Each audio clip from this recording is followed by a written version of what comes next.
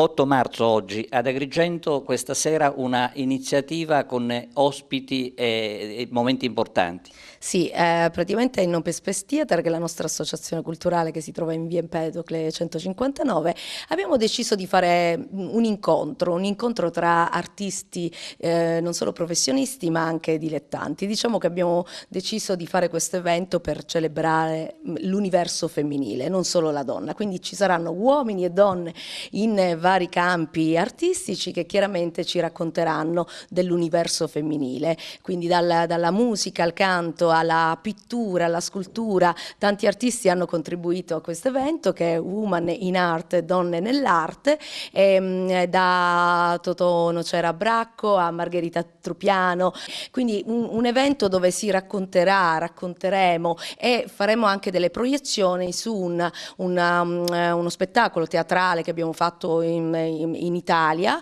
Legittima difesa dossier, che racconta un po' partiremo da quella che è, diciamo, la storia un po' più cruda e dolorosa della donna, quindi per quanto riguarda la violenza, dato che questa non è una festa ma realmente una celebrazione e soprattutto un ricordo di un lutto delle donne che sono morte in questa fabbrica. Però noi vogliamo partire diciamo, da un evento doloroso e che in questo momento la storia delle donne raccontano, per poter raccontare anche oggi cos'è la donna e soprattutto l'universo femminile, la parte femminile che è sia nell'uomo che nella donna, quindi la parte dell'emotività, del contenimento, e questo è il nostro modo di celebrare. Non è una festa ma un momento anche di gioia, di come dal dolore si può arrivare alla forza, all'energia dell'uomo e della donna, chiaramente. Ecco, visto che c'è la Sì. coincidenza della fiaccolata che come è noto è stata rinviata Sì. ad oggi, vogliamo dire l'orario? Sì,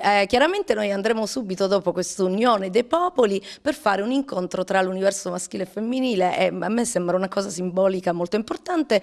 Era alle 19, quindi noi chiaramente lo spazio è aperto già dal pomeriggio, però inizieremo verso le 20 così, e quindi poi proseguiremo, chiaramente offriremo anche del buon vino biologico siciliano. È un momento di incontro tra tutti, è un evento aperto a tutti chiaramente ed è gratuito.